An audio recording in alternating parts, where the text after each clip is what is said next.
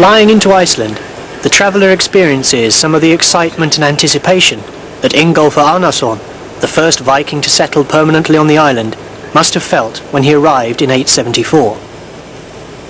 The place he chose to settle in 2 years later was a bay on the southwest coast of the island, where the nearby hot water springs sent clouds of steam into the sky, a place he called Smoky Bay, or Reykjavik, the present-day capital of the island. The modern-day Icelanders are direct descendants of these first Norwegian settlers. Iceland has been a republic since 1944, when it gained its independence from Denmark. The president today is Vigdis Finnbogadóttir, the world's first female president.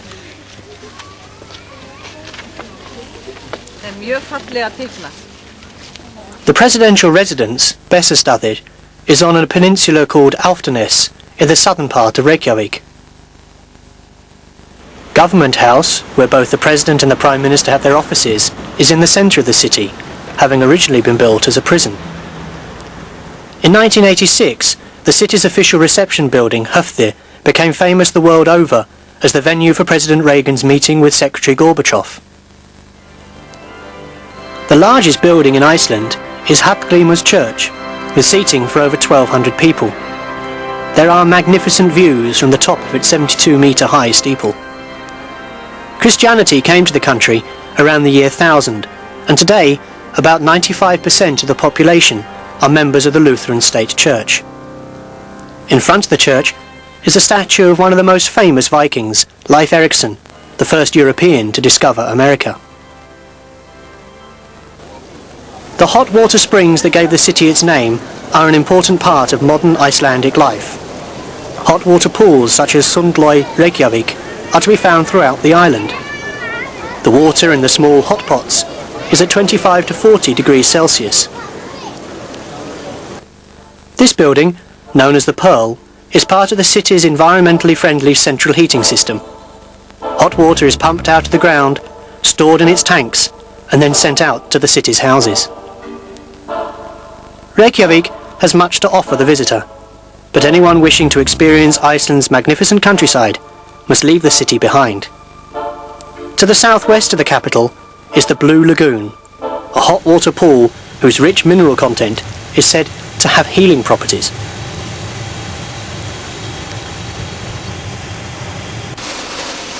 In many places on the island, the water that comes out of the ground is so hot that it is possible to bake bread or cook eggs in the steam.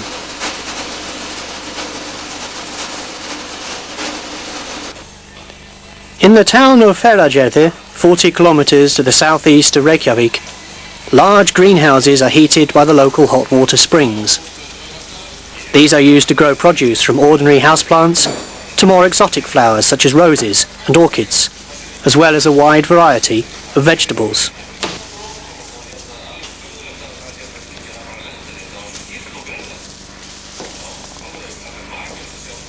Even fruit, such as oranges and bananas, are grown, something you would not think possible this far north. Agriculture is an important part of Icelandic industry, and the country is self-sufficient in dairy produce. Products that were popular amongst the first settlers, such as skyr, a form of junket, are still made today. Off the southern coast of the mainland are the well-known Vestmannaeyja, or Westman Islands, which are served by regular ferries and a direct daily flight by Icelandair from Reykjavik. Spectacular views of Iceland's largest river in terms of water volume can be seen from the plain on this journey. At the delta of the river, the line between freshwater and seawater can easily be picked out. Heimaey, the largest of the 15 volcanic islands, is the only one which is inhabited. And after only 7 days of the eruption, we had lost about 112 houses. But in the whole, we lost a little bit over 400 houses. That is about 25% of the town. We will make a stop here in front of us for about maybe 10 to 15 minutes. Even today, more than 20 years after the eruption, the rocks are, in some places, almost too hot to handle. At the time, the fire service and volunteers battled the lava stream with fire hoses and special water pipes in order to protect the harbour. After 5 months, this necessary part of the island's economy was saved and even improved. Only a few sad reminders are left of the eruption, and the islands today have a thriving economy based upon the fishing industry. 15% of Iceland's fish exports come from the Vestmannaeyja.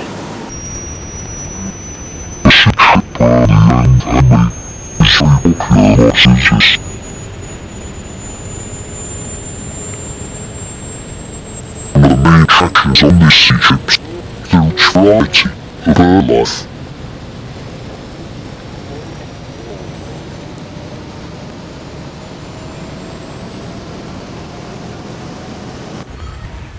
Millions of puffins live on the grassy slopes on the cliff tops and can be seen returning from the feeding grounds with beaks full of food for their young.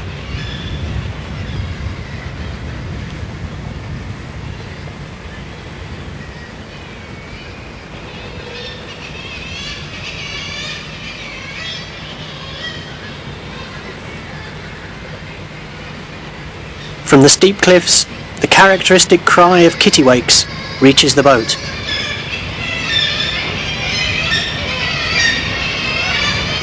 Normally, guillemots can be seen perched on top of the stacks around the coast. Some of the non-breeding birds, though, come right down to the sea shore. In 1963, the fire god, Surd, showed once again that he was only sleeping. Over a period of 3 years, lava poured out of a split in the ocean floor 130 metres below the sea surface. Once the activity was over, a new island had been born to the south of the Vestmannaeyja, an island that is now 2.8 square kilometres large and has been given the name of its creator, Surtsey. Only scientists are allowed to visit Surtsey, the event having given them a unique opportunity to study the development of vegetation on an isolated site.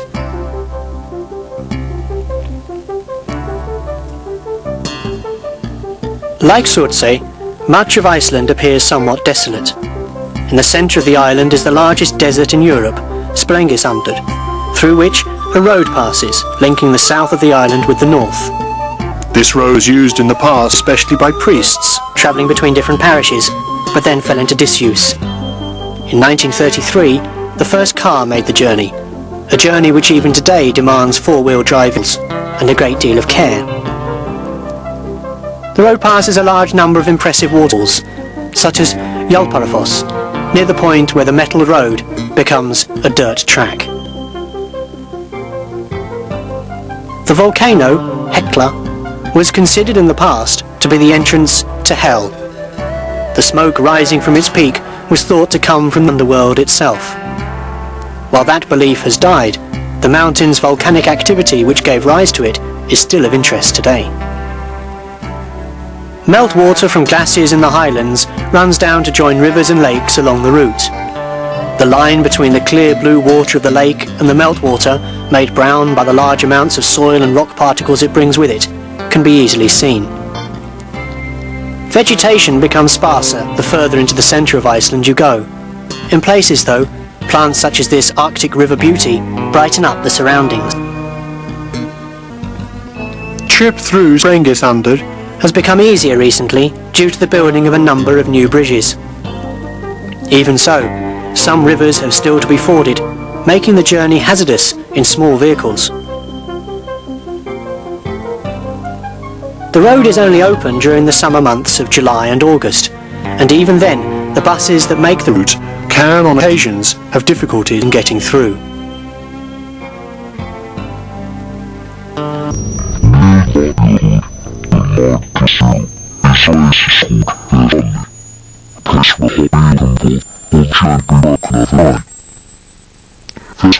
Used as a bait for walking or fishing ways, being right at the centre of some of Iceland's most impressive countryside.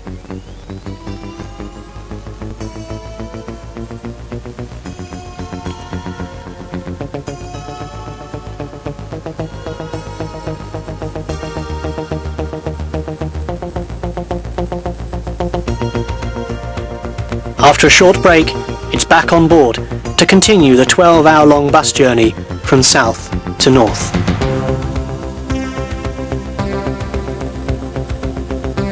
There is an excitement attached to travelling through such scenery. The traveller sees the unspoiled island as it must have looked to the first Vikings in all its size and desolation. For someone from the hectic and noisy modern world, the silence is almost overwhelming, helping to restore a sense of proportion.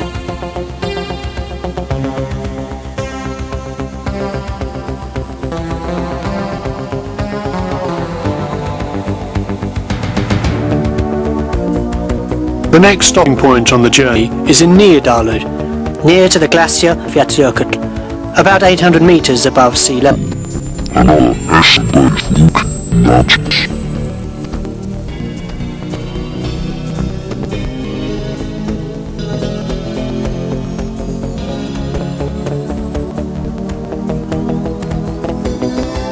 The road winds on through this Ever-changing landscape bears so clearly the marks of volcanic activity. A landscape of life.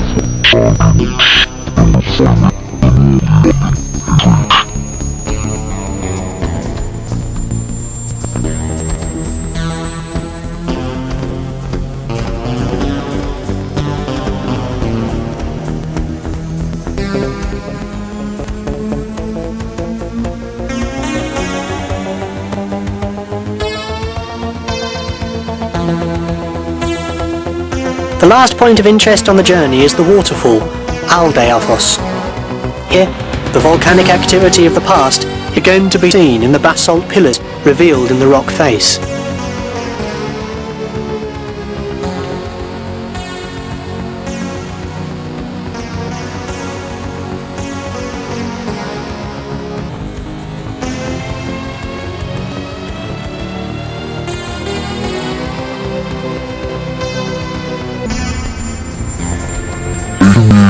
Bus reaches again walks down to the boldness of Iceland's Iceland, the civilization of the north.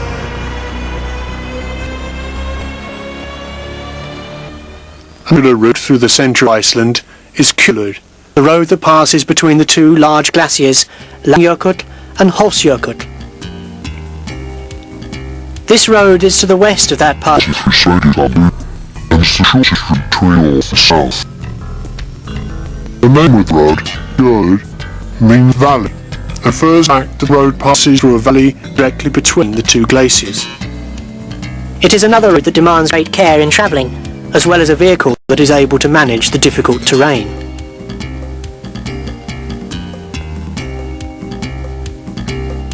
In 1980, 4 brothers and their sheep died on this route in a sudden storm. As with other roads of this type, it is open only during July and August, and can on occasions even be difficult to negotiate using 4-wheel drive vehicles. During that time though, it is one of the most popular of these jeep routes, though even on a busy day, no more than 25 vehicles will pass along it.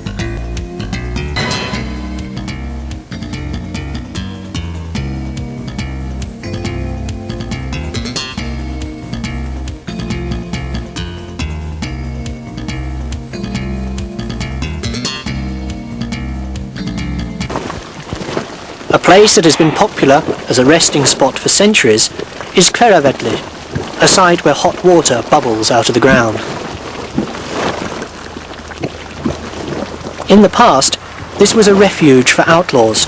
The most famous of these was Fjalljökull.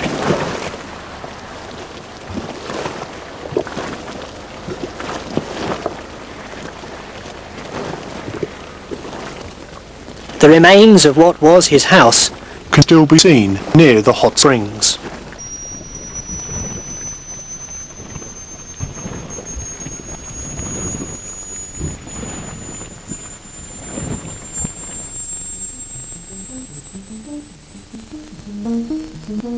Travelling through the centre of Iceland, you get a true sense of isolation. This part of the country is totally uninhabited except for a few people during the summer months. Iceland's population of 240,000 all live in a narrow band of land around the coast.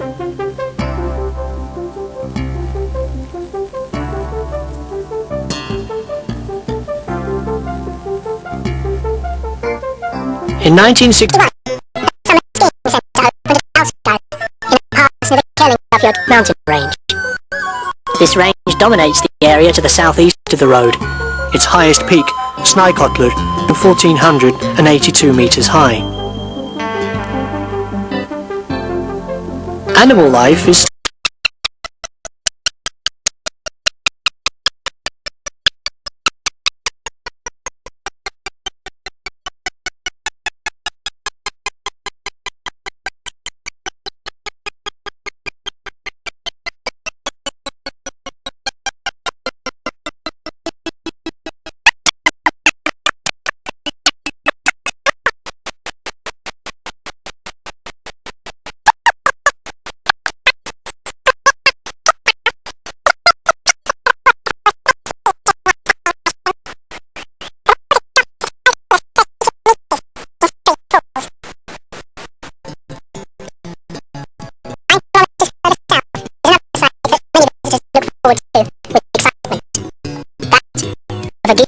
in full blow.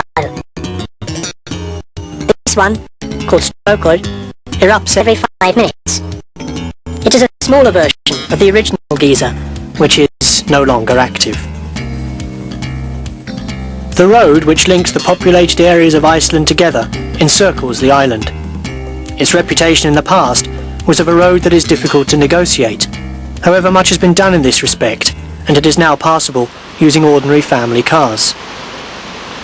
Skógafoss is one of South Iceland's most beautiful waterfalls. Its name means the forest fall, and dates back to the time of the Viking settlement, when this area of the country was covered in scrub forest.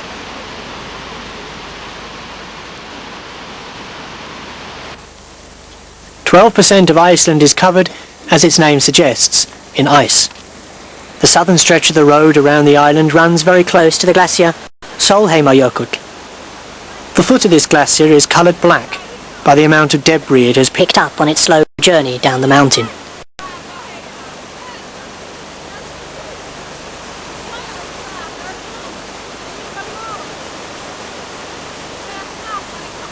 As the road passes along the coast, the traveller is often rewarded by marvellous views of both land and sea, such as here from the southernmost point on the mainland, the 120-metre high Cape Dyrhólaey. The spectacular rock formations, including this natural arch under the cape, are the result of centuries of erosion by the sea. Leaving Dyrhólaey, the road travels across the 700 square kilometre volcanic desert caused by the volcano Katla. This volcano erupts on average every 70 years. The last eruption was in 1918, so the next is already overdue. Katla is covered by a glacier, and during an eruption the ice suddenly melts, causing an avalanche of mud, rocks and lava to rush down the mountain, covering everything in its path. A trip around the mainland can be accomplished in about a week, but anyone wanting to see the country properly and not miss some of the magnificent sights that seem always to be just around the next bend needs to really take longer. The construction of this bridge in 1967 completed the road around Iceland and made the circular journey possible. Until then, the rivers of meltwater were almost impossible to cross, running much too strongly to be forded.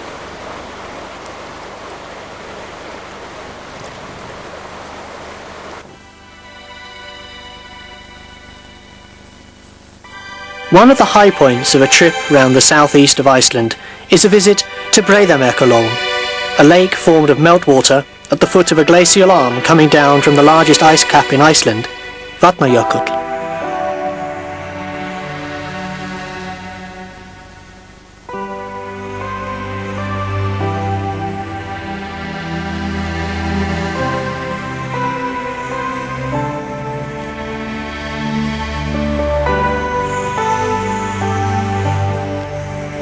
In 1891 to 1892, this glacial arm almost reached the sea but has since gradually retreated. The lake that it left behind is around 130 metres deep. Large blocks of ice are continually being carved from the glacier to be carried to the sea along the river Jökulsá. A trip on the lake through the drift ice to to the very foot of the glacier, perhaps to see the birth of a new iceberg, is a memorable experience.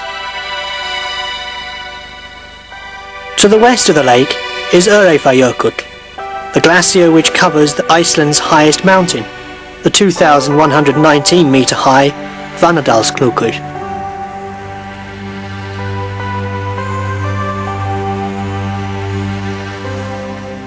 To get a closer look at Iceland's, indeed Europe's, largest ice cap, Vatnajökull, it is necessary to leave the road and travel by four-wheel drive vehicle or specially constructed bus up onto the glacier. From a base station, the visitor can travel further by snow scooter and experience the magnificent desolation of the ice cap. There are a number of crevasses on the glacier, which make it possible to see the layers of ice that have been laid down over the years.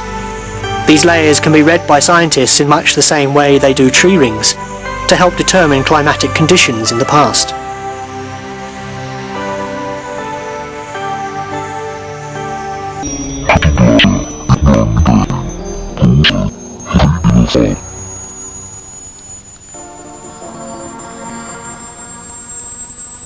The most important condition down on southeast coast of Iceland is Höfn, the third hub on the mainland to the east of Vestmannaeyjar. Höfn has grown from a small village to the town it is today Only since the completion of the road around the island.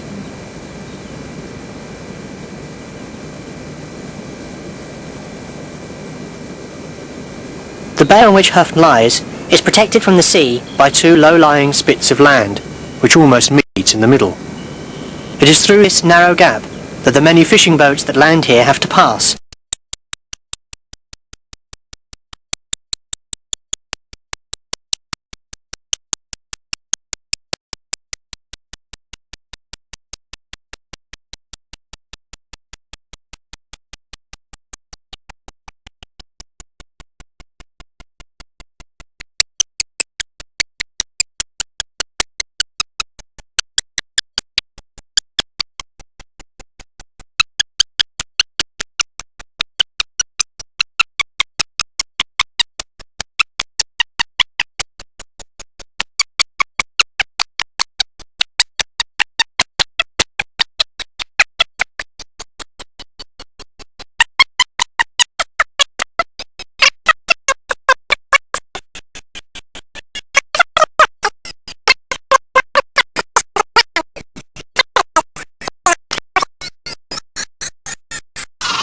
Is recognised throughout the world as being of high quality.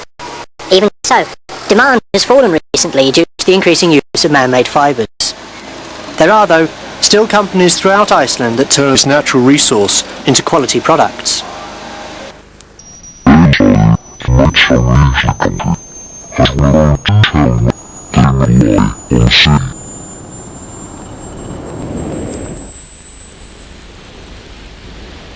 During the summer months, a car ferry links Iceland to Denmark, Norway and Faroe Islands.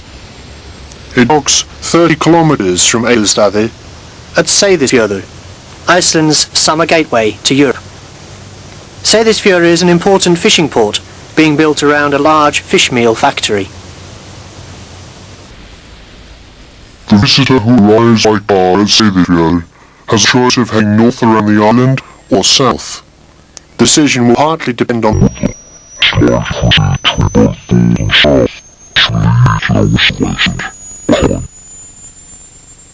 Coming north, the visitor reaches the farm Murdardalur, which is the highest farm in the country. It is also one of the most isolated, lying in an oasis of grass in otherwise desolate landscape northeastern Iceland, 35 kilometres from its nearest neighbour.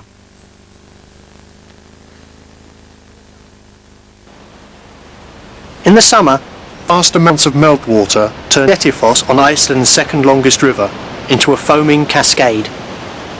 200 cubic metres of water pass over these falls every second, more than in any other waterfall in Europe, and drop 44 metres from where the river continues its journey to the sea, through an impressive canyon it has carved out of the basalt.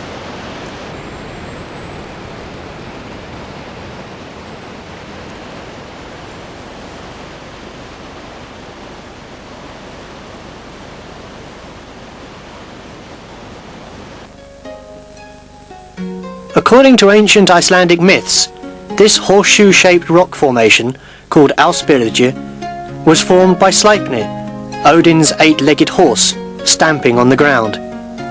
The result is one of the most interesting geological sites in Iceland. Situated near the mouth of the river Jökulsá, Ásbyrgi is 4 kilometers long and has cliffs rising vertically to a height of up to 100 meters. It forms a frame for a birch tree forest and is home to a wide variety of bird life, including thousands of fulmars, which nest on the ledges of the cliff faces. Not far from Ásbyrgi are some fascinating basalt formations, which are known as Ljóðaklettar, or echo rocks, because of their unusual acoustics. Like Ásbyrgi, they are part of a national park in the area. The most popular place to visit outside of Reykjavik is Mývatn, the 4th largest lake in Iceland. No other area offers such rich and varied landscape and such a large number of different types of volcanoes. Situated in the north of Iceland, Mývatn is a lake that abounds in all forms of wildlife. Despite being little over 3 meters in depth, it is extremely rich in trout. The area also has an abundant plant life and is a must for all bird enthusiasts. Ducks are especially numerous, with every species found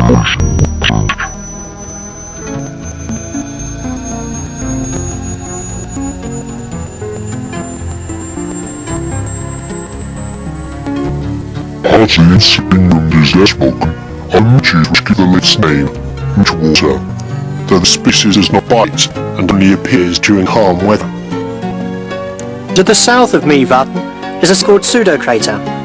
These craters are formed by lava flowing over the ground, such as a marsh.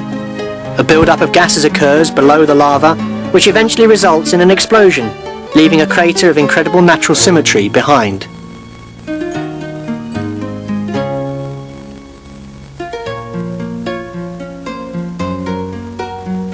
To the east of Mývatn is an area of wonderful lava formations known as Dimmaborgir, or the Black Castles.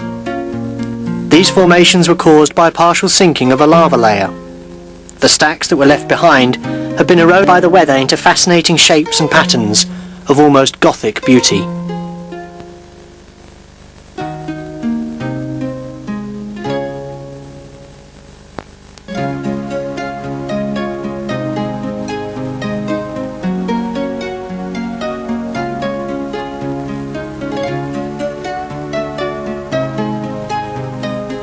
The geothermic area at the foot of Námafjall is one of the most interesting in the Mývatn area. Clouds of steam and sulphur pour out of holes in the thin crust. Mud pools bubble continuously.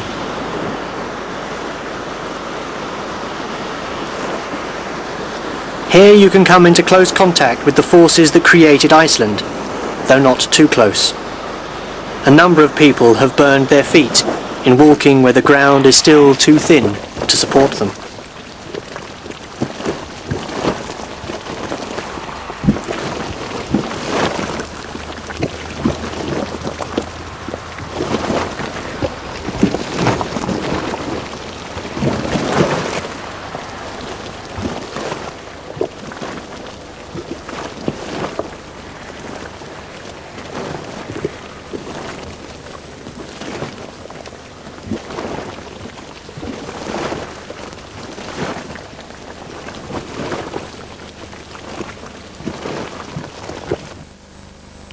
In 1724 to 1729, a series of lava flows threatened the church in Reykjavík on the shores of Mývatn, but stopped just in time.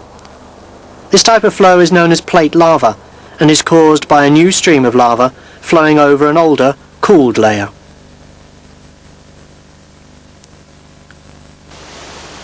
On the road from Mývatn to Akureyri, the 3rd largest town in Iceland, is this magnificent waterfall. The river Skálfandafljót carries meltwater from Vatnajökull over a basalt ledge to form these impressive falls. Some basalt stacks have proved more resistant to erosion than others, so that the falls have been divided into a number of sections.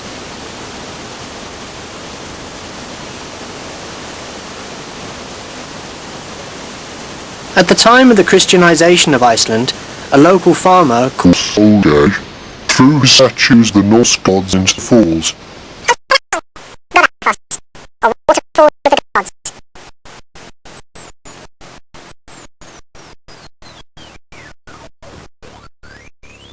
Akureyri lies at the end of the fjord, Eyjafjörður, and for many it is the most attractive of all Iceland's towns. Its position means that the climate is both drier and milder, which encourages more outdoor activities, such as this chess tournament. Chess is a popular sport in Iceland, the country having produced a number of world-class players.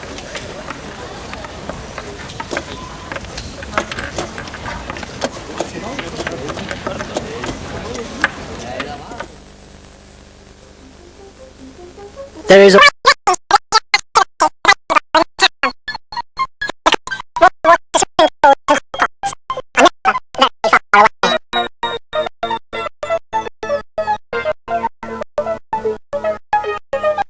Every species of plant that grow wild in Iceland are to be found in Akureyri's botanical gardens, a must for anyone interested in plant life.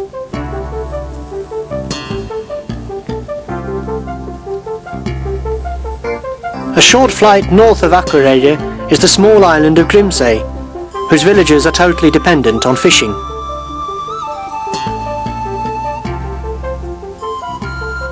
This is the northernmost habitation in Iceland.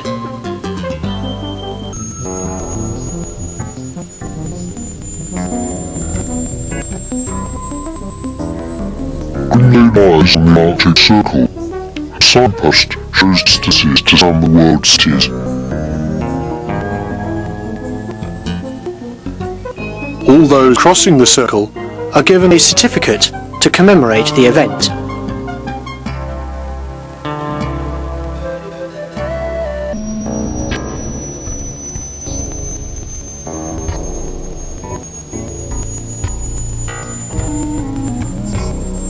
Next fjord Summer comes to during wet is Godford, which is famous for its breeding of the Icelandic pony.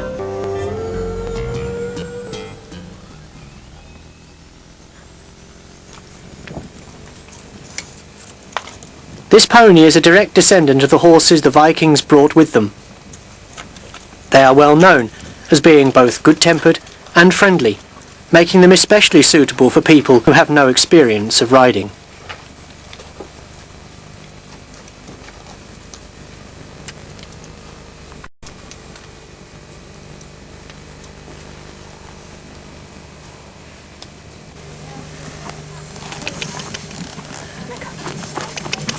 It is possible to hire horses from one of the many stud farms, such as here at the farm Kiesewetter, and take an organised trip into the hills. The Icelandic pony is different from other horses in the way that it walks, having two extra styles of trotting or galloping that are quite unique to it. Skagafjörður is one of the most historically interesting areas in Iceland. The island of Drangey, which can be seen in the background, was the site of the death of a man called Grettir, the main person in one of the most famous sagas about this area, Grettir's Saga. He had lived for many years as an outlaw Before he was killed in 1031. the last few of these years. on Drangey. Snorri Sturluson, who was born in 1178, was Iceland's greatest saga writer. From 1206 to 1241, he lived in Reykholt, to the north of Reykjavik. Snorri Sturluson's bathing pool Can still be seen in Reykholt. He was not only a writer, but also a very active politician. and a political dispute about relationships with Norway cost him his life.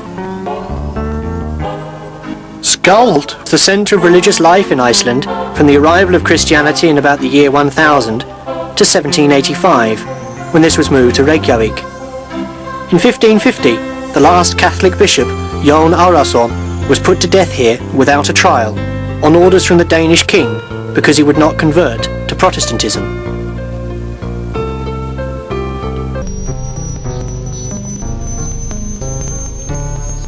After returning to Iceland, a site was needed as a centre of political life. The choice fell here on what's now a national memorial, the largest lake in Iceland, Thingvallavatn, 103 metres above sea level and 50 kilometres northwest of Reykjavik. The first assembly, or thing, was held in 930, and until 1798, the beginning of June, was the time to pass laws, hold trials, execute prisoners, and to marry.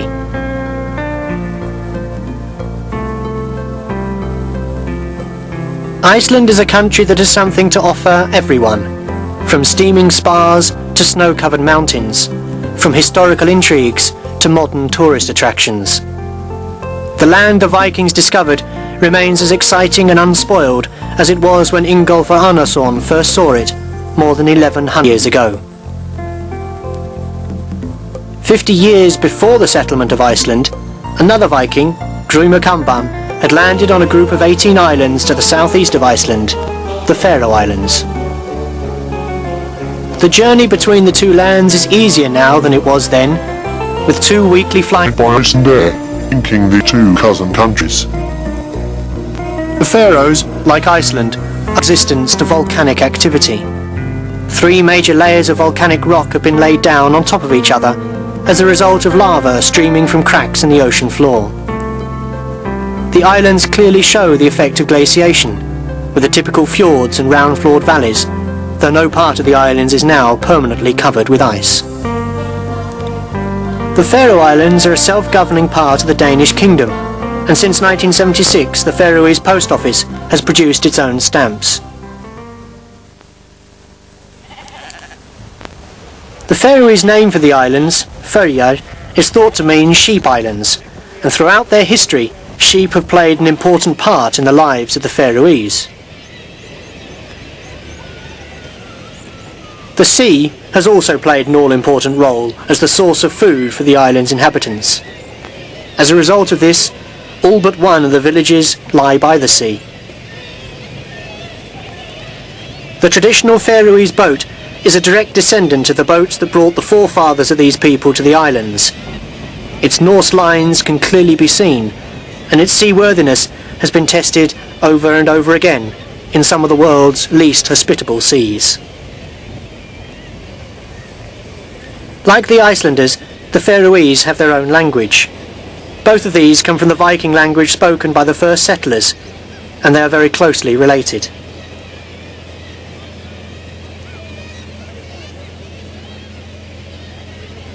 The island's modern infrastructure, with ferry connections, bus routes, and a helicopter service, make travelling around the Faroes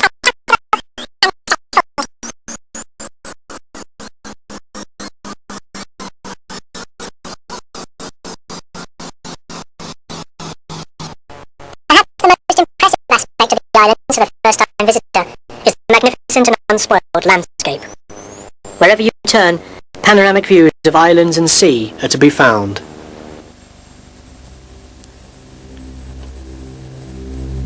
When the weather allows it, a trip by sea to visit the steep cliffs of the Faroes' largest island, Streymoy, is a must. On the west coast of the island, these cliffs, called Vestmannabjörg, are pounded by winter storms, and the sea has eroded impressive rock sculptures and carved out magic grottos.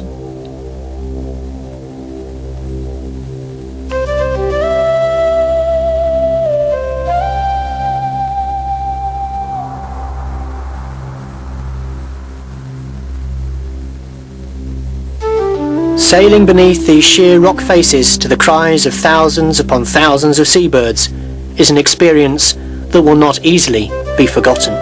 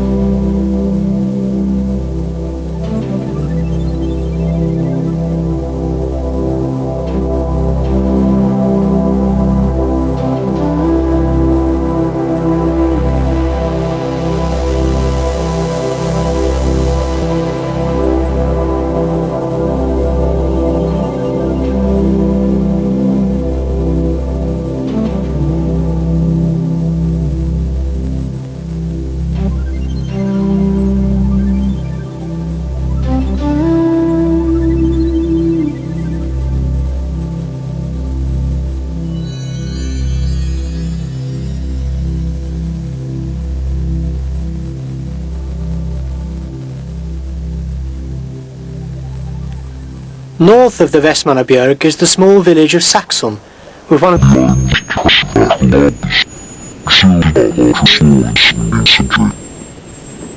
Saxum's own Tilbury, which now folk museum, show where life had survived for centuries virtually unchanged in Faroese villages. The two stacks at the northernmost point of the island of Eysturoy are known as Risin or Chetlingin, or the Giant and the Witch.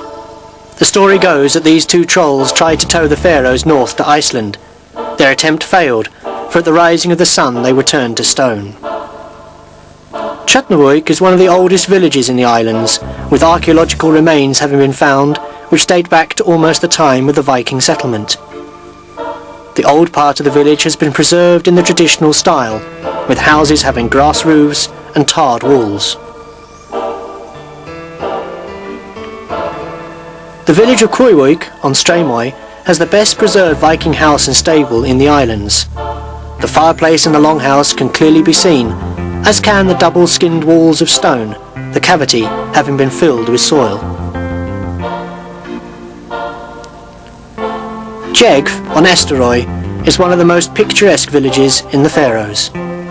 It lies in a valley surrounded by high mountains. The hillsides are cultivated, grass being grown for hay to feed the sheep during the winter months.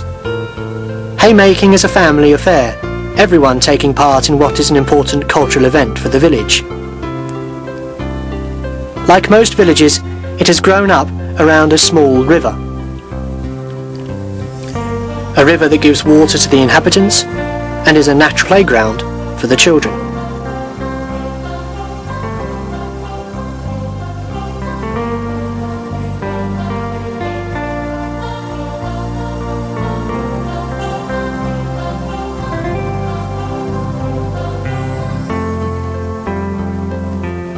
The village's name, Jegf, means ravine or rock cleft, and comes from the impressive natural harbour that the sea has carved out in the cliffs.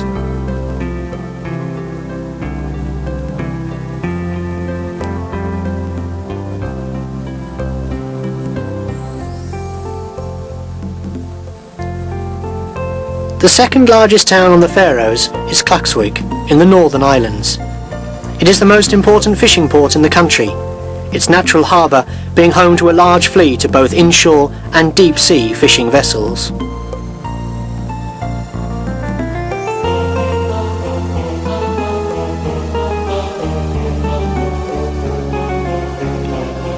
The island's northernmost village is Viðareiði. Nearby is the highest cape in Europe, Enniberg, famous for its bird life.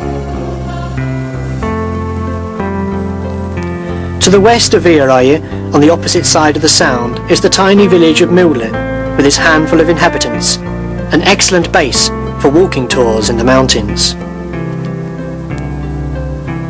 South of Múli is Hvannasund, from where a ferry sails to the two small islands further east, Fugloy and Svoinoy. These islands are easy to get to during the summer, but they can be cut off for a while during the winter if the weather is bad.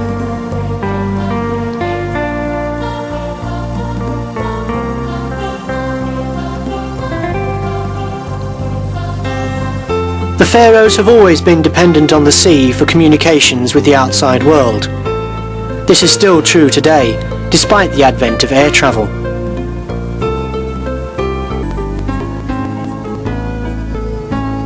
During the summer months, car ferry which sails between Iceland, Norway, Denmark and the Faroes docks at Tórshavn, the island's capital.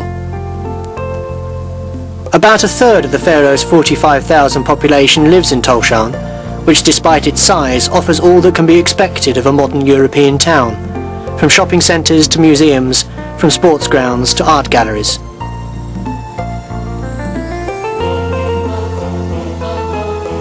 A weekly car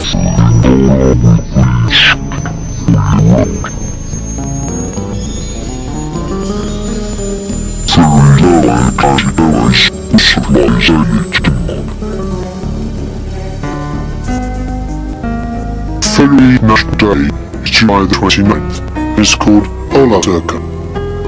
The Faroe traditional costume is worn by many, both young and old.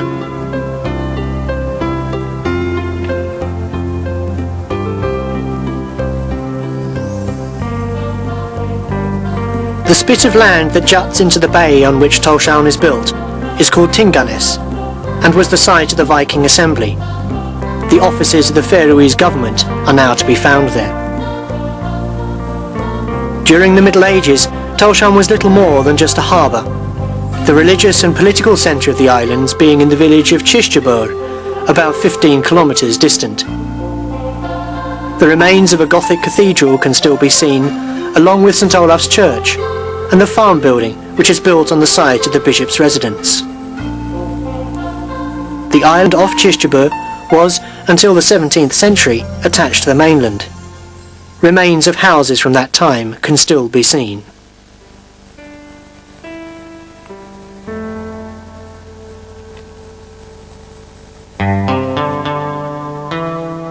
All goods for the islands have to come by sea on board of ships like this one, owned by Faroe Line, which sails between Denmark, Iceland and the Faroes.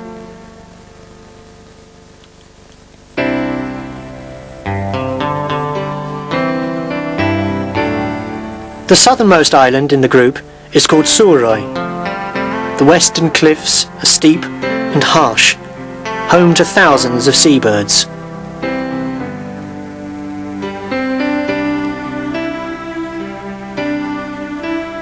The island is geologically the oldest of the Faroes, being of the lowest of the 3 volcanic layers.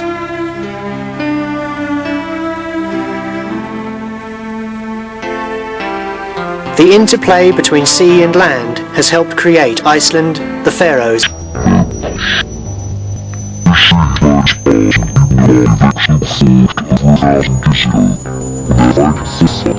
First the guys who